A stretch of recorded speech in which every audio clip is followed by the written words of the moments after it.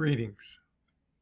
My name is Cameron Miller, and this is Trinity Place in Geneva, New York, a center and congregation for growth, wellness, healing, and the arts. Thanks for being with us today. It's the 14th Sunday after Pentecost, and the gospel is Matthew 18, chapter 18, verses 15 through 20. So Matthew made an editor's rookie mistake. He has Jesus say about those who don't listen to even the church that they will be as Gentiles and tax collectors. In other words, persona non grata. But guess what? Jesus hangs out with Gentiles and tax collectors. Jesus melted the boundaries between him and them.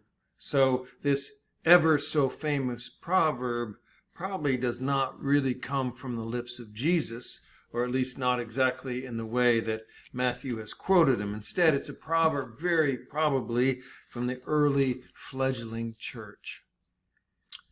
Now, I want to tell you about how Matthew's imaginative rendering of Jesus is very much like us and COVID-19. But in order to do that, I need to begin with a very brief historical vignette. 30 years after the Romans executed Jesus, there was a horrific war. You've probably heard me talk about this before because it's such a major event in history, in our history. It's the kind of major world-shattering event that we didn't learn or ever talk about. It began in 66 CE when there was yet another Jewish uprising against the Romans, and it was instigated by Judeans and Galileans who wanted to purge the promised land of the dirty, filthy, pig-eating Gentile Romans. These revolutionaries believed that if they started a war, God would finish it. Many of them believed that a Messiah would be involved in the final outcome, either in the midst of the war or at the end to usher in a new age, and in either case, they would crush the Romans. Not so much. The Romans decimated them. The Roman legions methodically hunted down any and every remnant of resistance and mercilessly, hideously quashed them.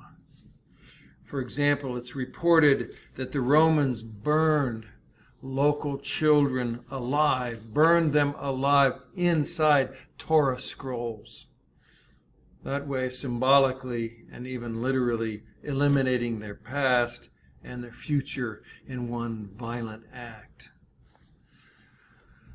Well, when all was said and done, by the year 70 CE, just 3 years after it started, the Romans completed their scorched earth strategy. The temple was leveled and burned, the only remains which we see today as the Wailing Wall. And the only Judeans and Galileans that survived were those who fled to other regions. Now, the original Jesus followers, who were mostly Jewish, also perished or fled. They took with them the future of what became Christianity. And the Jewish-Roman War is why, instead of remaining a small, concentrated sect of Judaism, the virus of Christianity, as the Romans would come to know it, escaped and spread across the empire. Now, this is the context in which to read Matthew. Around the edges of the smoldering Holy Land, a remnant, a tiny remnant of Israel huddled. The religion could have easily died out right then and there. The line between survival and extinction became razor thin. Consider this too. The very purpose and the very focus of Israel, as it had evolved up to that moment in history, was centered on a specific place.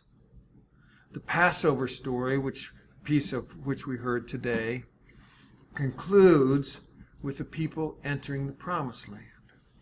The promised land was fulfillment and physical evidence that the covenant between God and Israel was true. Take away the land, take away the temple, take away the king, take away the priesthood, there was nothing left. So was the covenant true? It was a crisis. It was a hollowing out of the religion and of hope.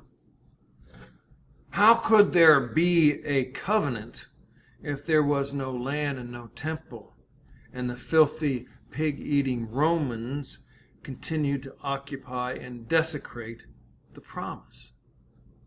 You see the problem. And here's how close they came to extinction as a religion. Even the Hebrew language almost disappeared in that historical moment. After generations of living within other people's empires and being required to learn other people's languages, Hebrew was a fading tongue. Most of the people were illiterate anyway, and what kept it alive were scribes and priests who were killed in droves. So from the year 70 to the year 100, when the war ended, when the war ended in 70, from 70 to the year 100, Judaism was reborn out of this very small, this very vulnerable little remnant in villages just beyond the edges of Judea and Galilee. What we know today as rabbinical Judaism was born among those ashes. And in the midst of all that chaos and tragedy, a community of Jewish Christians made a case for Jesus to become the new Moses and Christianity to become the new Israel. What we know as the Gospel of Matthew was not written by one person and doesn't represent one person, but it represents a community of believers who took great pains to tell the story of Jesus in the image of Moses and Israel. The Matthew Gospel is different from all the other Gospels in that way. Well, why should we care? That's a legitimate question. What has this little insignificant history lesson have to do with us? Just this. Christianity became what it did, and has continued to take root in new soil all over the globe, precisely because Jesus' followers, often in very small little groups, brought the stories and teachings of Jesus to life in their own time and place and with relevance to their own particular circumstances. So whether it was in Africa or Central or South America or among Native Americans or slaves or freed slaves in North America and all along the Pacific and Asian continents, Christians did not simply and literally adopt what Romans and later British, Spanish, and Dutch colonialists inflicted upon them.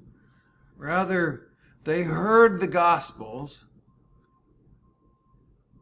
and they heard the Gospels in their own stories and in their own circumstances and in their own wisdom. They adapted what they heard to their cultures and to their myths and to their interpretations and to their rituals. In short, like Matthew did, they made the stories in Jesus their own. We're in a tough place that way. The stories that are in the frontal lobe of our brains, like Black Panther and Mulan and Wonder Woman and Cinderella, Little Mermaid, Lion King, Goodnight Moon, Peter Pan, and all those kind of things. Remember, the frontal lobe, by the way, is the computer dashboard of our brains where the controls and the decisions for rational thought, problem solving, how we emote, memory, language, even sexual behavior, all gets made there. Now, there are other stories up here in the frontal lobe of our brains besides the ones I just named. elves, elven stories and fairies and whisperers who populate the outgrown back 40 of our brains. But the big, culturally embraced stories shared by the herd and that move us more or less down the cattle chute are now digital, splashy, bigger-than-life, animated special effects we love to watch, whether we believe them or not. In the moment, if done well, they are believable because we suspend our critical judgment while engaged or engrossed in the movie or the book. Jesus, not so much. Jesus is still appearing nightly on parchment. To my way of thinking, every movie ever made with Jesus in it is a caricature. Solemn face, humorless, preachy, above reproach, and without the complicated motivations that real-life human beings get tangled up in. Because writers and directors and producers feel compelled to literalize the Gospels and suck all the imagination out of the stories, Jesus doesn't compare with Simba or T'Challa or Ariel. He seems like a decoupage, an antique character pasted on a modern surface. From all those other stories, movies, novels, and bedtime books, we can easily absorb the wisdom or moral conveyed within their plots or by their characters. But Jesus, as a living, breathing, big-time story in our lives, struggles for freedom.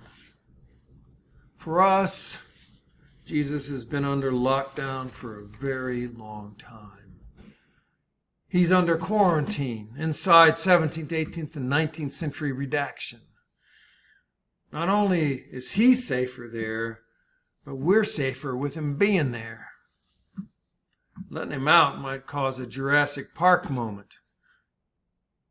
That's actually an apt metaphor. The movie Jurassic Park depicted an island paradise where people could be transported, and from the safety of their safari vehicles, they could observe the dinosaurs brought back to life via cloning. The church has been Jurassic Park with our lovely liturgies and spectacular buildings and windows and rarefied music, really just so lovely. And we could gaze at Jesus encased in amber and feel good about the whole thing. What if Jesus got out? Now there's a story worth telling. What if Jesus got out of quarantine and somehow appeared in the frontal lobe of your brain? It let loose the velociraptors and T-Rex would bust free and wreak havoc all over your life. You see, that's our challenge. Bust Jesus out of lockdown and allow him to be powerful in ways that he might exercise power in our world. Jurassic Jesus. Here and now, not in the first century, but in pandemic-riven, racially erupting, politically cataclysmic United States 2020. Jurassic Jesus. Let him loose in your life, and then tell the story about what happened. Now there's a spiritual practice we can get behind. I almost stopped right there. But let me add that the story doesn't tell itself. And Jesus doesn't just roll off the page and make sense. We have to reel him in and reinterpret him and reimagine him and recreate him in our time and in our circumstances and within the language and the parlance of our culture. It's not Matthew's Jesus we need to hear and tell. It's our Jesus that needs to be spoken here.